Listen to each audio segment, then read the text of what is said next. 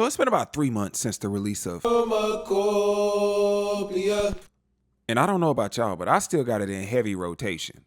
And it's really fun listening to something and sitting with it for a while because over time you just keep hearing little nuances that you didn't hear at the beginning.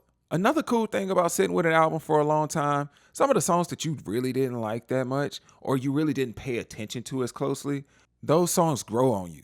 The thing about Tyler is that he is consistently getting better. Like, he's in a whole different lane right now. Because I remember when he came out with Our Future, I knew he could rap, but they played so much. I was like, I don't really know if this is for me. But then I would follow him when he put out projects and be like, well, let me just see what it sound like. And, Cherry Bomb, I was like, he almost there. But then he put out Flower Boy, and I was like, oh yeah, this one is taking off right here. That's when I really fell in love with Tyler's music. Man, I actually got to tell him that when I was walking out of a record store here in Atlanta. I was walking out of Moves Music and he was walking in and I was like, I was just talking about you, fam. I was like, that Flower Boy is my album. But enough of the chit chat. Back to Chromokopia. First of all, I don't think this album has any skips on it. We can go straight down the track list. So first of all, Saint Chroma is a perfect song from beginning to end. From the album, it's in my top 5. Most likely in my top 3 because it's mandatory that I run it back every time I listen to it. From the moment I hear, "You are the light," I'm ready. And I know other people are with me on this because when the crowd at the Flognar heard this come on and they started saying the words with the mom, it was too crazy. "Don't you ever in your motherfucking life dim your light out." And then you got the war call of Chromokopia. And then you got the Tyler troop marching in like some soldiers. And then Tyler comes in whispering, talking about some, calm down, sit still, it's 1 meal for each will. And another thing that I love about Tyler is the fact that he knows how to build tension in a song. Like the whispering was there, but then he started adding some of those Tyler kind of production elements to it. Because you heard that, ooh, ooh, ooh, ooh. And he just kept building on the production. Like you had that part, but then he had the El Segundo. And like that still added elements of production because his background vocals were actually coming in too. I'm hearing harmony. And I'm assuming that's Daniel Caesar starting that part. But when Daniel came in and started singing actual words, and he said, can you feel the light inside? Can you feel that fire? Now, the fun part about this is that they kept building, but they did it with the vocals this time. So they only used 2 parts of the harmony when they sang, can you feel the light right there? But then the second time they sang it, they added 2 or 3 parts to the harmony. So it was crazy. And then Tyler let the beat cut out and left the harmony vocals in. And then all of a sudden he just let the beat erupt, which is very on brand for him. And then he started rapping in full voice. And let's be real, he wasn't lying when he said, Oh my God, I'm really that guy. But he know he be spitting. And I love when he finishes the verse and he's like, it's in me, bro. And then Daniel comes in with these background vocals. And I feel like this man is singing like the Rent dude. Like he was cutting up throughout the song. And then Tyler's mom comes in to speak over those vocals. And I'm feeling these motivation nuggets throughout the song. And then at the end of the song, they let Daniel clean it up with the Can You Feel the Light harmonies straight up a cappella. And then they go right into Ratatata. Now, I like the song. I will admit that this one gets less plays than some of the other songs on the album. Because if I got to skip through to get somewhere, I'm just going to skip to the ones that I want to hit. Hit the hot spots like a whole bath. So I don't have a whole lot to say about the song, but what I will touch on is my favorite parts. For starters, the beat is jamming.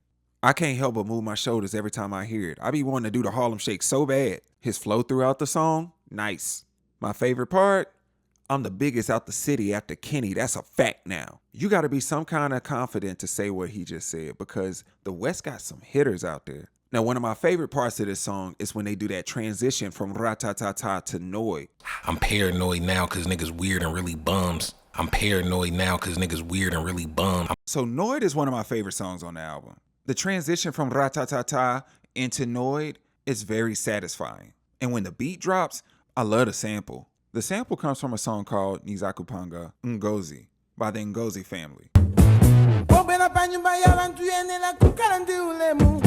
It's a group from Zambia, and I like how he used the sample because he sped it up and then he changed the pitch of it. And I like the fact that he didn't just plop a sample down and then be lazy. He actually manipulated it so that it would mesh really well with his vocals. Things feel out of order. Look around, I'm not sure. Paranoia, no. So I was drawn to this song for a number of reasons. For starters, that production is everything. But the main reason I like it is because of the lyrics.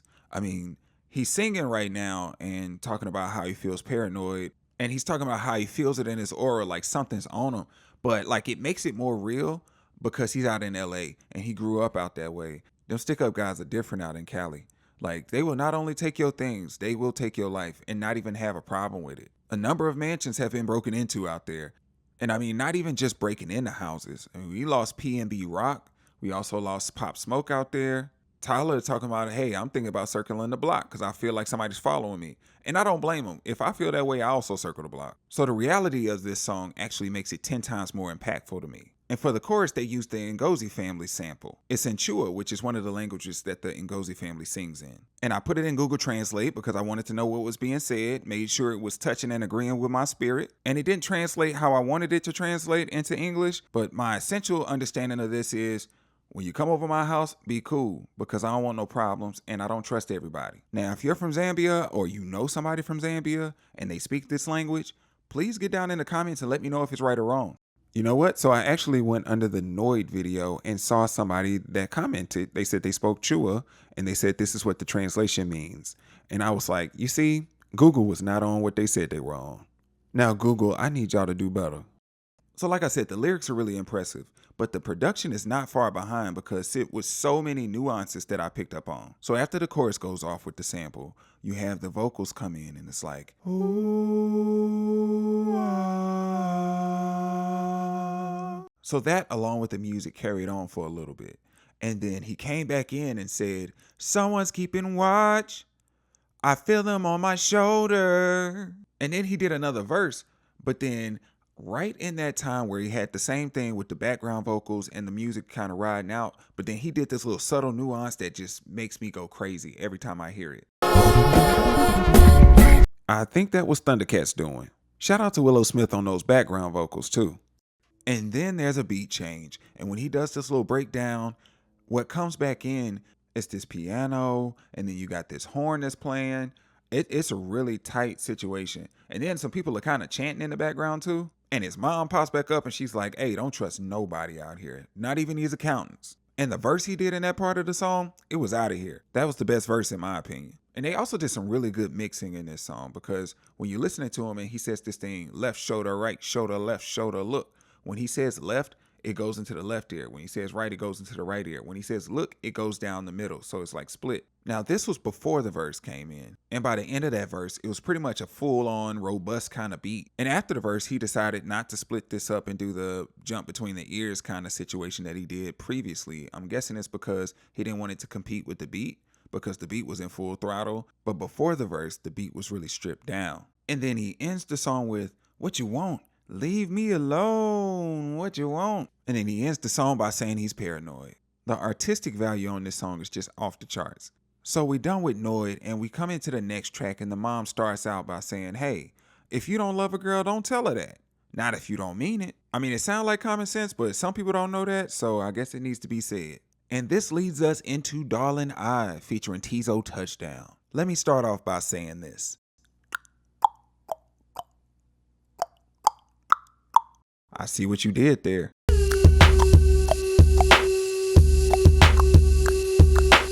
That's one of the elements I heard in the background. Listening to this track, as well as listening to this album, it just shows how much influence Pharrell has on Tyler's music. Tizo Touchdown is one hell of a feature for this track. He started out strong with the Darling I Keep Falling in Love part, and then his verse was really good too. But he sounded scared as hell. He was like, ooh, I got a problem. I don't know if I can shake. They trying to tie me down, but that bondage just might break. He was like, just how long is forever? And then the background vocals were like, it's too long. People out here trying to not commit to stuff. They like, ooh, man, give me a situationship. I don't really want to deal with that other part. And I like the fact that this song is very honest because a lot of times people try to make their relationship be like everybody else's. And we don't all fit in the same box. Some people are monogamous, some people are not. Just be upfront about it. The mom said at the end of the song, transparency is key. And so Tyler in his verse was like, hey, you know, I get infatuated and I might be in love with you at that moment, or I might be getting different things from you, not just sex, but something else. And He was like, the only thing that's going to bring satisfaction to me is my music. And that doesn't mean he's not going to have a lot of good connections. That just means that he's going to have different connections at different times, different seasons. But his main love will likely always be his music. Now, one of my favorite parts of the song is when the music cuts out and then Tizo comes in.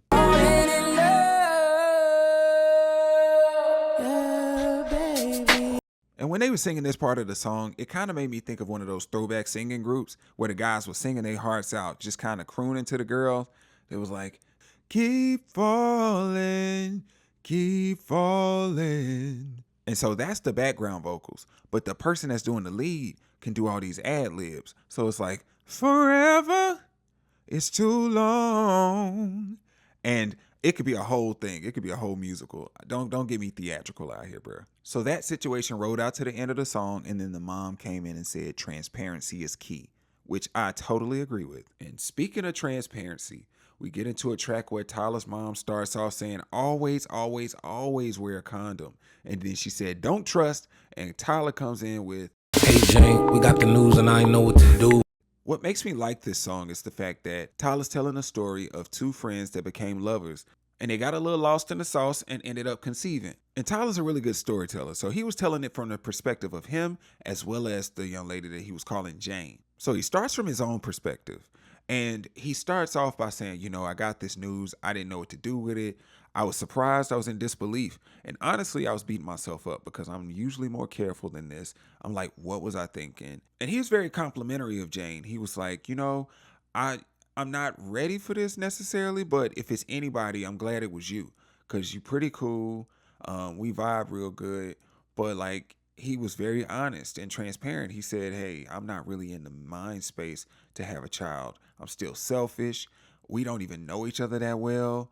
Like, we haven't boat tripped. We haven't argued. He was running through all of his thoughts, though, because he was like, maybe this is the right time. Both of our parents would love it. He even recognized the fact that her body was going to go through a lot of changes. And, that's not something he's going to have to deal with personally.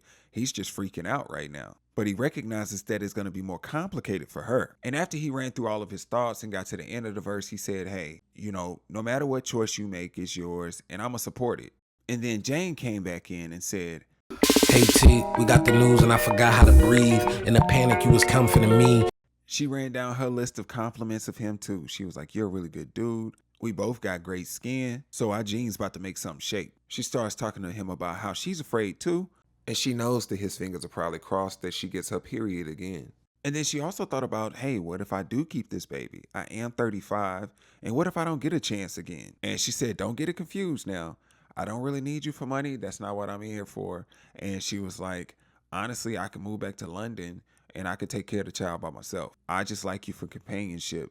And then she was like, I'm a little nervous for everybody that doesn't know us being in our business. And then she starts talking about her body changing and how she's like, I got a mini me growing inside of me, and how she can't even look at him right now because of how she's feeling. She's so hormonal. She's like, I'm craving a 10-piece right now. And then she ends the verse with, T, no matter the decision today, I just want us to be cool either way. No pressure. So this brings us to the sleeper track of the album. Your new hot comb go round and round. Your new blowout go round and round. I Killed You is criminally underappreciated. And I hate that. And I know why. It's a song about black hair. So the likelihood that Tyler's non-black fans are going to care about this is pretty low. Hell, some of the black fans probably don't even care about this. I think it just depends on the person, their experiences, and their understanding of the world. And to be honest, I didn't expect this kind of song coming from Tyler. I mean, he already started the song out with your new hot cone go round and round, your new blowout go round and round, and your 360 waves go round and round. So he probably lost some people right there. But then he went into the verse and he was like, I gotta work, I gotta eat. If they see you on top of me, I gotta leave. Bitch, I killed you. Your natural state is threatening to the point that I pointed myself for self-esteem. Bitch, I killed you. And this is diving into that conversation around black people being told consistently that our hair in its natural state is not good. It's not professional. Like, I even worked with a sister when I moved here to Atlanta. I was working as a concierge in Midtown, and this sister had naturally curly hair, and it was beautiful. I would compliment her every now and then one day, I came into work, and sis had the flattest of flat wigs on. And I was like, hey, you good? And she was like, yeah, they told me my hair was too wild. And I was like, kind of pissed, actually, because it actually wasn't unprofessional. Somebody just complained and called it too wild. And of course, neither one of us worked there now, but like it was just a terrible thing to hear. And so Tyler continued and he was talking about how we felt ashamed after that. And he said people started straightening their hair. So we started putting perms and stuff in our scalp. And even back in the day when Malcolm X and all of them used to put those conks in their hair, it was to be more like white men.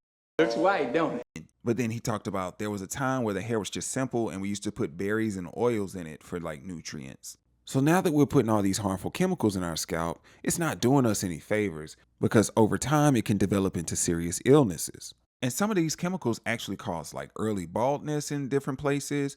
I mean, he has a line in there that says, couldn't take the heat, so you gone when you see me now, bitch, I killed you. And he even was like, man, this goes down the line of the lineage. It goes from grandmas, aunties, sisters, mamas, dark-skinned women. He was like, it's in their consciousness. And then he was like, uncles, daddies, brothers, sons, cut by one. The shit begun early. And then he talked about being mentally stuck in that spot based on the messaging we had received throughout the years. Because he was like, we don't got advantages. We don't match their images. So it led to damages. I had to kill you. And then right after that, a transition took place. It wasn't with the music though. It was just with the lyrics at that point.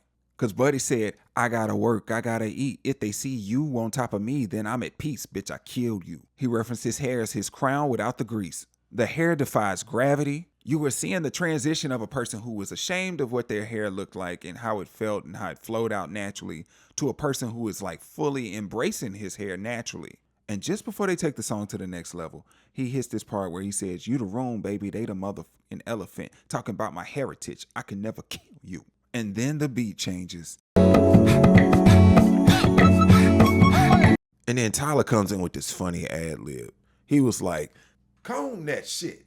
And, you know, when you listen to the beginning part of the song, it's more kind of tribal. Seems like he's trying to go back to the motherland kind of energy. It's actually a bit more aggressive. But when you get to that second part of the song, it's like, you done made it through the rough part. And now that you got your confidence up, you're more at peace. Then he started to sing a little bit. He was like, trap in the back, oh, type 3 is a type 4.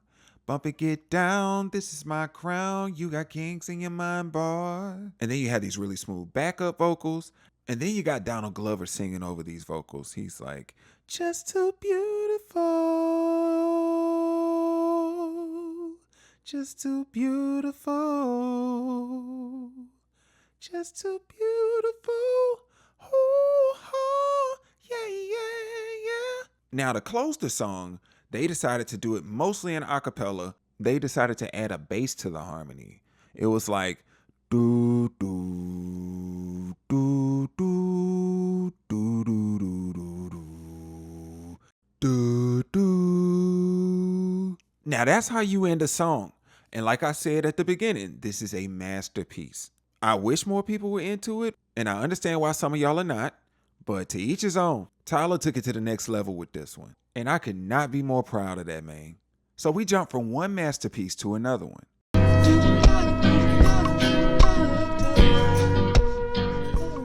And when I first heard Judge Judy, I was like, you know, it's okay. It's not my favorite. And here we go again with the production being heavily impacted by NERD. I'm getting In Search Of vibes all over this one. Now, the music sounded incredible in general, but what threw me off originally on this song is the way it was just kind of more playful, because he did a good job of this on the album, where he kind of had like some heavier stuff and then he mixed it in with playful stuff. I think it was the chorus when I heard, so I won't judge Judy. It threw me off for a second, but then when he started singing the verses, it was still kind of playful sounding, because it was just like, oh, I'm doing this song and these are lyrics. It was like, I met this girl named Judy at the cafe around my way. It just seemed like he was saying it kind of matter of fact. And so, you know, Tyler's an incredible storyteller, so I had to listen to see what he was talking about. And so essentially he met this girl named Judy at the cafe, and they were kicking it and having a good time, having stimulating conversation. They seemed to like each other. She was like, what are you doing after this? So apparently he wasn't doing too much, because he let her ride with him. And she was like, I don't really do this normally, but I think you sweet. And Tyler was like, sis, I don't care. I'm not going to judge you. And so in the second verse, they ended up over at Tyler's house, and they just, you know, kept talking. And then they eventually got to the point where they started having a little adult fun, and they figured out that they had good sexual chemistry. Like they had some of the similar fetishes, kinks.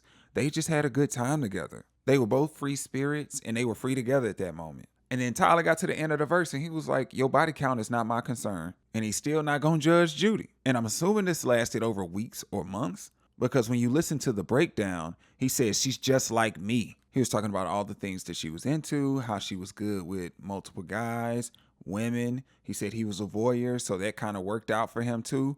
And then like the chemistry that they had, she was a free spirit. And so it seemed like they were having a good time for a little bit. And after discussing all this fun that they had, the shenanigans they got into, he turned around and said, she wrote me a letter. And the verse started by saying, sorry that I haven't been communicating much. This past year has been rough. It spread it to my head.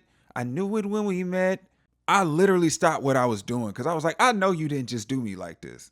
And she was just like, hey, if you're reading this too late, I'm on the other side. I just want to say thank you for letting me get you while I was here. And I hope you living your best life, truest self, no regrets. Especially because she wasn't living her best life until she found out how much time she had left. I'm wishing you the best. P.S. Thank you for not judging Judy. The only thing he could do after that was just say damn and just let the music ride out. And I also got to note that Donald Glover is singing backup vocals as well as ad-libs on this track too. And what's so crazy is nobody really talks about Donald Glover actually singing on this album. But he did his thing on some of these songs. Now, Sticky was an immediate fan favorite. The production grabs you immediately. I mean, it taps into the marching bands, and even if you didn't get that at first, he shows a visual when you watch the Flognaw performance that he did, so it drives that point home. And I like that the rappers didn't have full verses, like they didn't have full 16s. Outside of Tyler's last verse, the verses were really short, and it sort of reminded me of like Shibuya Roll Call. My name Camille, yeah. You use 3 wishes, yeah. You see me shake it, yeah. I'm delicious. And I like that the beat was dynamic. There were subtle beat changes throughout the song. I like how the horns came in right as Wayne's verse was starting. Sticky situation. Another subtle part of that production is when Tyler's on his last verse and he says, I see you, my eyes itching. You my eyes itching. This shit regular. That might not do anything for y'all, but that was fire to me. I feel like this whole song is pretty much like a get ready song. Like get your people hype. You know, he said, you better grab a mop. It's getting sticky in this bitch. This is one of those songs you got to play at a stadium. Maybe the Super Bowl, perhaps. You never know. And once we done with getting sticky, my favorite track from the album comes on. Take Your Mask Off with Daniel Caesar and LaToya Williams. I'm not even going to hold you that long. This is just a really good song. The music is great. The lyrics are everything. And to be honest, this one is the one that hit me immediately when I heard it. It was sort of like when I heard St. Chroma. I knew that both of the songs were out of here. This particular track here, though, got me because of the subject matter. I love the fact that Tyler had 4 different perspectives that he was rapping about in 4 different verses. And he was talking about these different people that needed to take their mask off. You had the guy that didn't want to seem like a punk, so he joined the gang. And he doesn't want to dare tell anybody how he got there because he was dealing with a lot of insecurity. He was dealing with a false sense of masculinity. He's in too deep now. You had the preacher that's gay, but doesn't want to come out as gay, so he has a wife and a kid. And even though he's a regular in that pulpit and his conversation is normally against homosexuality, he's still out here dealing with these men in secret. Now, I love the beginning of the 3rd verse when Tyler comes in and says, big ass house that's on the hill. Big ass house that's on the hill. Big ass wheels in the garage. He's talking about this wife that got married. She lost her identity. They only see her as mom. You don't have a last name that was yours anymore. You are just kind of living. Your husband making money, which is a good thing because he's able to provide for the family. But that doesn't change the fact that his wife had dreams and goals before she ever became a mom and a wife. You know, she got 3 kids. She's dealing with postpartum. She has a full schedule, but she doesn't have enough alone time. What did Tyler say? Can't even get alone time to think of yourself. And then we hit a break and Tyler's mom comes in and says, keep that shit 100 with you, with yourself. You ain't ever got a lot to kick it. And then Tyler comes back with a very serious verse. And he starts talking about this dude's tool won't stay hard, pain in your chest. So he's saying you got ED, you got pain in your chest, your hair falling out, but you won't blame it on stress. You're going to blame it on new partners though. You blaming it on your ex. Like you blaming stuff on your chef. Like all of this is just piling up. And you don't want to admit that all this stress is piling up because of all the things that you've been trying to do that haven't been successful. Your clothing line that you spent millions of dollars on didn't go anywhere. Your music wasn't popping at one point, like your beats weren't placing, your songs weren't what they needed to be. You had to go to learn how to write some songs. I saw that about Flower Boy.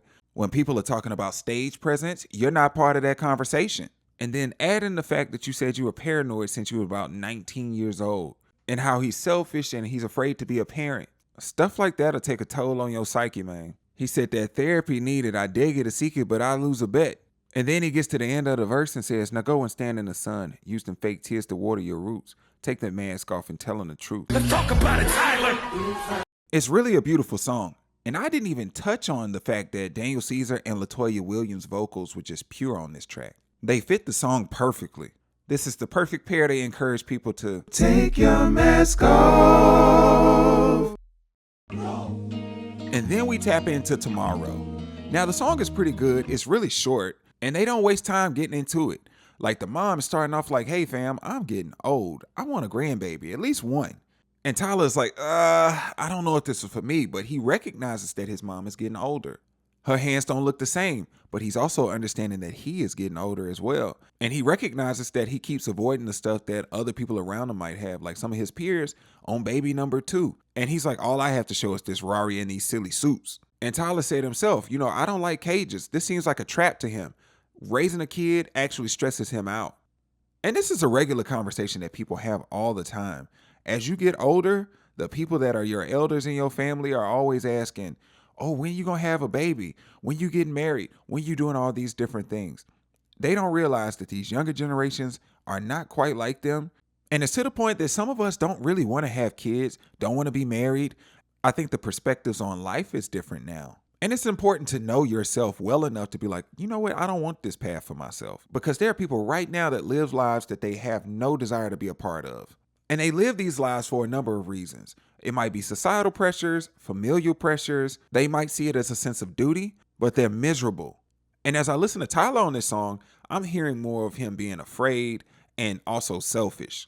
He's a man of means, and he's not tethered to anything right now. So he can be as free as he wants to be. And in this current moment, he's telling us that's the life that he doesn't want to live. And you know what you don't want to do?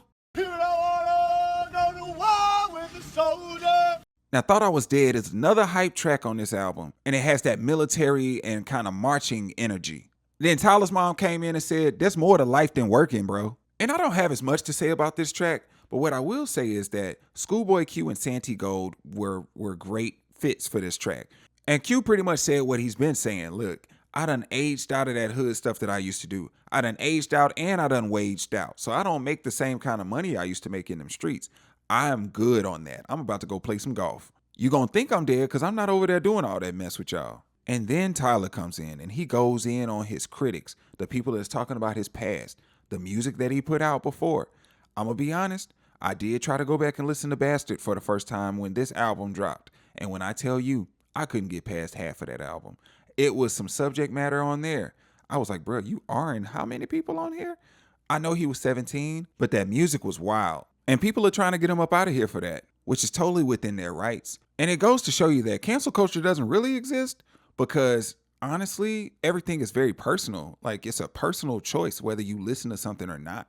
And Tyler's one of the few people that was able to kind of keep going and transition throughout his career. So he got to grow as a person because he doesn't talk about that same subject matter anymore. And he brings up the fact that these folks are mocking him. And he says, you can go ahead and bring up these old tweets and these t-shirts. I'll moonwalk all over that bitch. He definitely had a point to prove. He was like, I was a young man, then a brother hit 30. And clearly he's rapping about stuff that's not the same anymore. Had he stayed in the same spot that he was at with Bastard and all that kind of stuff back in the day, Tron Cat, I wouldn't listen to him. And then he went on to talk about his accomplishments. He said, everything I said I'd do, I did it. He was saying how hard he worked for that. And then he said my favorite line from the track. Y'all want to take what I got, but you do not got what it take. And he was like, listen, I ain't kicking it with your goof ass. I'm going to stick with my people that I know. And that's Lorda Squad. And if it ain't Lorda Squad, I'm just by myself. Because he said, I don't want to be found, yo-ho. I don't want to be down, yo-ho. Don't like coming in around, yo-ho. Just me. That's what I said. He ain't just out here around everybody. And according to other people, if you ain't out and about doing all these crazy things, you not really living, i.e. you dead. So they thought he was missing and dead, or they thought his career was over based on his past. And neither one of those statements are true. So the music cuts out, and then a piano comes on, and then Tyler's mom comes on and starts talking about how much Tyler reminds her of his dad. And this is how you know it's Tyler's mom, based on the way that she's trolling, because she was given a description and she was like, man, you got that man body, you got that man feet, long arms, flat feet, big dick. Now Miss Mamas. Not her talking about his nether regions. I was like, no ma'am. I know she playing, but that is a strike. So if you ever wonder where Tyler got his craziness from, look no further. I mean, she's been on other music before, but she played too much right here. I wonder if Tyler told her to say that. So after Tyler's mom says her piece, Tyler comes in and says, she said that I make expressions like him. My legs to my shoulders and my chin like him. So he's continuing that conversation about her saying, dog, you look just like this brother. And I love the chorus when he comes in and says, Mama, I'm chasing a ghost. I don't know who or where he is. So I'm guessing he's pursuing trying to find out who his father actually is and where he can find him. At first I thought his dad was dead, but then if you're listening to the tense of the words, it doesn't sound like past tense, so it sounds like he's alive. And then when he gets to the second verse, he says, you gave me love, affection, attention, and protection. He got all of that from his mom, so he wasn't really worried about it. And he said, how could I miss something I never had? And he was like, I wouldn't judge you because everything worked out without him. And I like the way he did the like hims in that moment, because he started out with, without him, like him, like him. It sort of made me think of Killing Me Softly.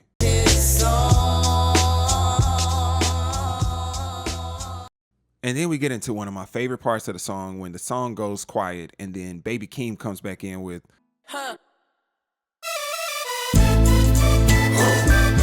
So when they come in with the Let It Go part and he says, I decided to, anything that lives inside of you, I would never ever lie to you. Yeah, you ain't never gotta lie to me. I'm everything that I strive to be. So do I look like him? And I love how they kept chanting, do I look like him? And he said, I don't look like him. And then all of a sudden, Lola Young comes in and she sings this part and it's so beautiful.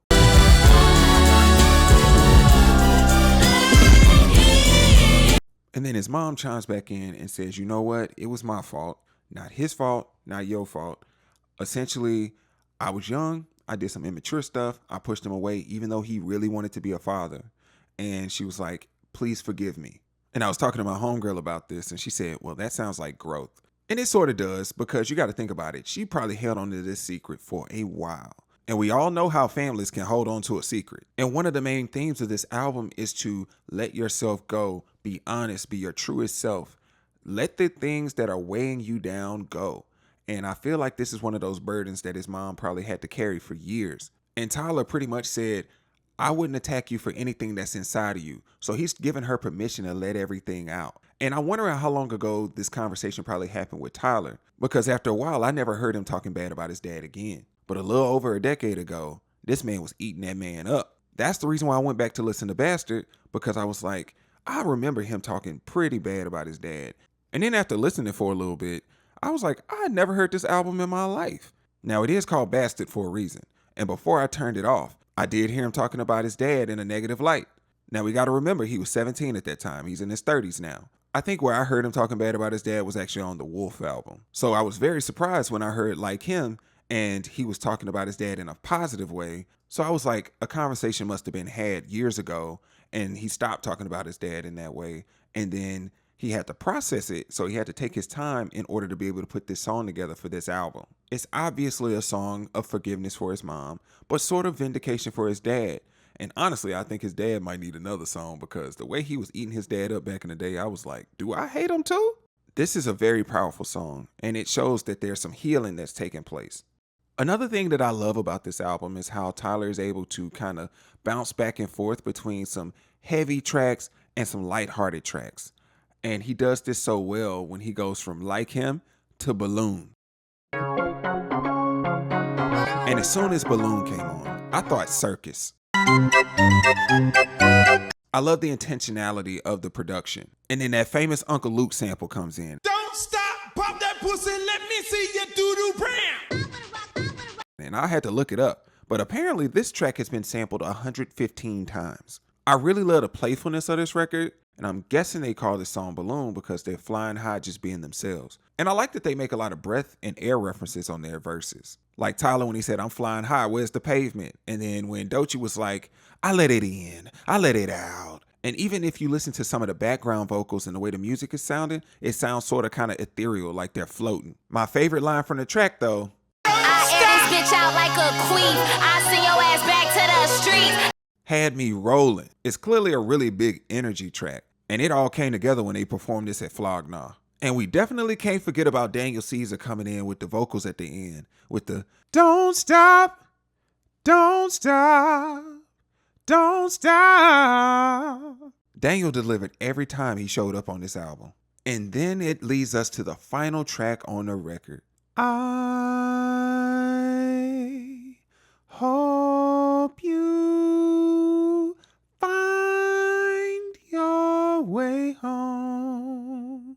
And on this track, Tyler's verse kind of summed up pretty much the album because he was referencing stuff that he said in other tracks. Like he said, "I almost had a mini-me, I wasn't ready." And so we finally find out what Jane's decision was at the end. He also references that clothing line that wasn't very successful from Mask Off. And he said, "I was so embarrassed." So this was the wrap it up verse. And I like how it kept kind of chanting, "I hope you find your way home." And there was a vocal where somebody kept coming in early on "Find Your Way Home." I like the fact that that was early a little bit. This was a perfect ending to the album. And I like the fact that his mom came in and talked about how proud she was of him. It's no words right now how I feel. Do your thing. Just keep shining. It was like she was so overcome with emotions, and it was just amazing. And of course, when they ended the song, they came back in with the chant that they started with. You hear that Chromokopia, Chromokopia. And this is why the album is still in heavy rotation 3 months later. This is pure art. If you made it to this point in the video, thank you so much for listening. I truly appreciated this album, and I hope y'all got something from this review. Drop some comments down below and let me know what you thought of this album. Let me know how I did. And please remember to hit that like button, subscribe, hit that notification for future content. Thanks again for watching. And until next time, take care.